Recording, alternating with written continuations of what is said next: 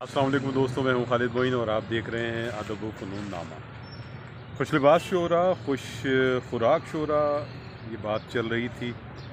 और डॉक्टर पीरज़ादा कासिम साहब यकीनन बहुत खुश लिबास शख्सियत हैं, बहुत ज़बरदस्त शायर हैं। और वो चूँकि मुख्तलिफ़ यूनिवर्सिटीज़ के वाइस चांसलर भी रहे हैं, तो उनके यहाँ एक बड़ा करीना नज़र आता है।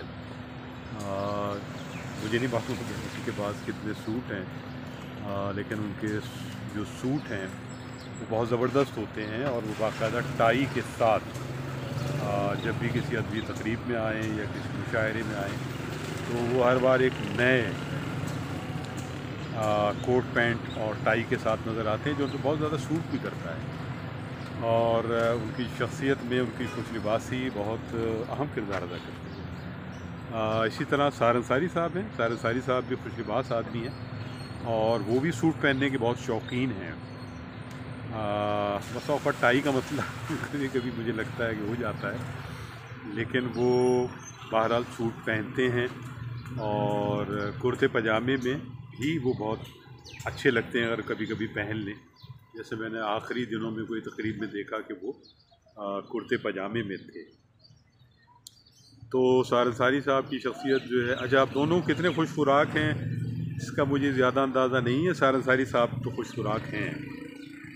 पीरज़ादा कासिम साहब कितने खुश खुराक हैं, आम तौर पर वो तकरीबात में कम खाना खाते हैं या खाना घर से खा कर आते हैं या फिर घर जाकर खाना खाते हैं। कुछ इस तरह का मामला है।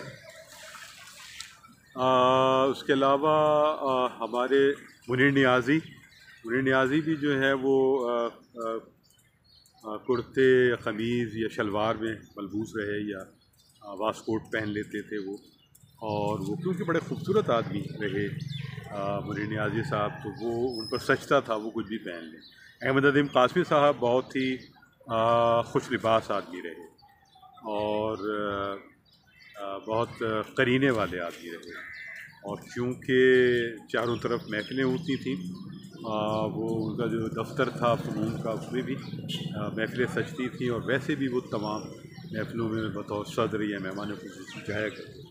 तो वो लिबास पर ध्यान दिया करते थे और उनकी जो शख्सियत है उसमें लिबास एक अहम जुज़ रहा है। अमजद इस्लाम जज साहब जो हैं, वो भी लिबास के मामले में एक करीना रखते हैं और आम तौर पर मुशायरों में शर्ट, कमीज़ और पैंट के साथ या कभी कभी टी शर्ट भी मैंने देखी कि वो पहन लेती हैं।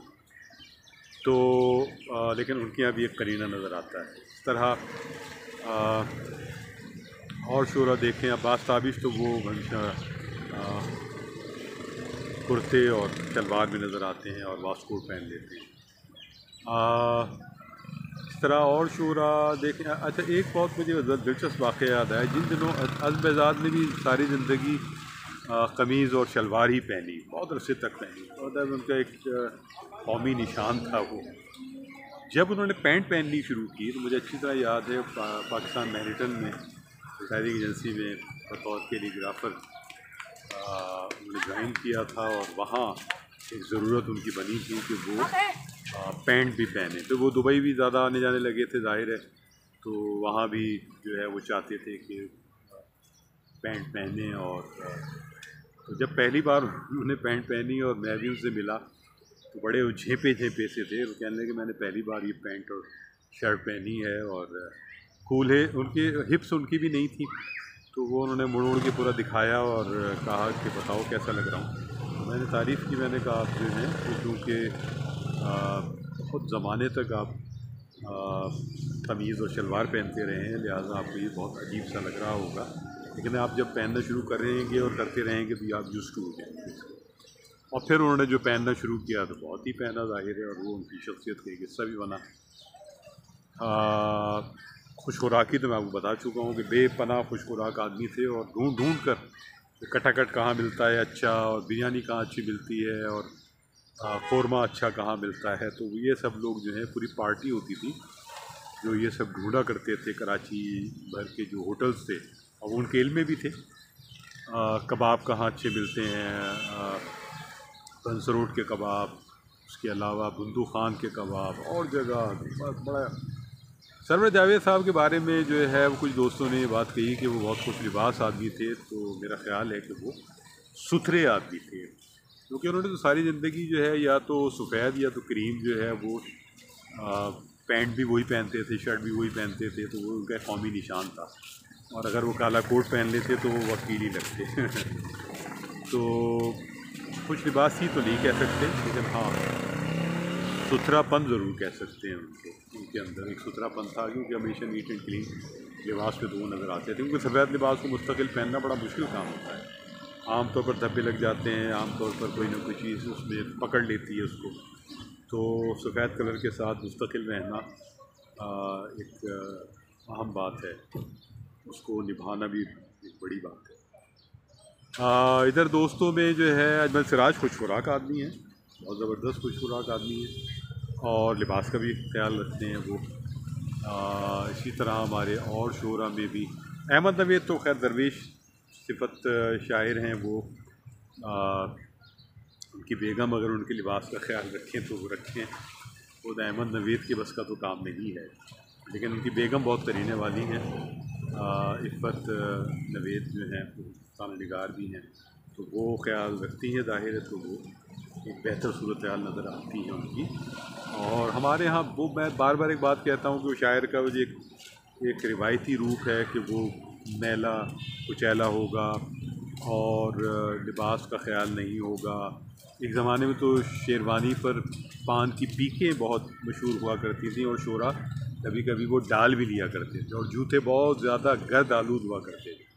तो एक बार किसी ने किसी से पूछा कि इतने गर्द आलूद जूते जो हैं आपने पहने हुए हैं, उन्होंने कहा अगर मैं साफ़ करूँगा तो जूते की असलियत खुल जाएगी, इसलिए ये गर्द वाले जूते ही मेरे लिए मुनासिब हैं। ये देखें, अब ये एक अलग बात है कि अगर आप कोई आलम गुरबत है या आप परेशानी में हैं, आप लिबास का ख्याल नहीं रख सकते, या क्योंकि जूतों के बारे में तो ये मशहूर रिवायत है कि दुश्मन की निगाह सबसे पहले आपके जूतों पर जाती है। तो जो शोरा लिबास का ख्याल रखते हैं वो जूतों का भी ख्याल रखते हैं और जूतों की मैचिंग का भी ख्याल रखते हैं, और अगर वो बेल्ट बांध रहे हैं तो उसकी भी मैचिंग का ख्याल रखते हैं, तो बहुत ज़रूरी होता है। इस तरह जो है हमारे शोरा अब जो नया दौर है, और ये नया दौर जो है वो 70 के बाद ख़ास तौर पर जब शोरा आए, नौजवान शोरा आए, तो उसमें लिबास और मलबूसात का ख्याल रखा जाने लगा। इफ्तिखार आरिफ को देखेंगे तो वो भी सूट पहनने के बहुत शौकीन रहे हैं। मुश्ताक अहमद यूसी साहब को देखेंगे तो वो भी सूट पहनने के बहुत शौकीन, टाई के साथ, और वो तो क्योंकि एक बहुत बड़े बैंकार थे, तो उनके यहाँ आप देखेंगे तो हमेशा लिबास की निफासत और शख्सियत की निफासत आपको नज़र आएगी। इस तरह जो है अब जो नया दौर है उसमें शोरा आपको रिवायती शोरा से बहुत मुख्तलिफ मिलेंगे, जो लिबास भी बहुत करीने का पहनते हैं, करीने की गुफ्तगू, करीने की जॉब और खुश गुफ्तार और फ़िक्रबाज़ भी और बहुत कुछ। तो एक ज़िंदा आदमी की तरह शायर जो है अब आपको नज़र आएगा। और अंजुम आज़मी साहब जो गुज़र गए वो भी सूट पहनने के बहुत शौकीन रहे। हमारे नूरुल्लाह सैयद साहब वो भी सूट जब भी पहनते और आम तौर पर पहनते तो बहुत खूबसूरत लगते, और वैसे कुर्ता और शलवार भी पहनते वो। तो ज़ेब अस्कार साहब पर अगर बात हम करें तो ज़ेब अस्कार साहब भी सूट पहनने की शौकीन हैं। जी हाँ, वो भी सूट पहनते हैं और अच्छा उन पर सूट लगता है, और कभी कभी वो मौसम का ख्याल किए बग़ैर भी सूट पहन लेते हैं, तो ये भी है। और कौन हैं ऐसे लोग जो कि बहुत ज़्यादा नुमायाँ नज़र आते हैं? बहुत सारे लोग हैं यकीनन, ये तो एक ऐसी बात थी कि जिसमें ये सिलसिले को बढ़ाया गया, और सभी खुश खुराक हैं, सभी अच्छा खाने वाले, अच्छा पहनने वाले और अच्छा फ़िक्रा बोलने वाले और फ़िक्रे को इंजॉय करने वाले। फ़िक्रा जो है एक ऐसी चीज़ है कि अगर आप फ़िक्रा लगाते हैं और उससे लोग इंजॉय करते हैं, लेकिन जब फ़िक्रा आप पर लगता है तो बहुत मुश्किल लम्हा होता है। लेकिन फ़िक्रा आप पर भी लगे और आप इंजॉय करें उसको, आपका कहकहा उस कहके में कहीं ऊपर निकल जाए या साथ रहे, बड़ी बात है। फिर बात करेंगे इंशाअल्लाह ताला, और बहुत से ऐसे दिलचस्प टॉपिक हैं तो गाहे बगाहे आपको शरीक करते रहेंगे। खालिद में उनको इजाज़त दीजिए, अपना और अपने अहबाब का ख्याल रखिए। अदब व फ़नून नामा ज़िंदाबाद, पाकिस्तान पाइंदाबाद।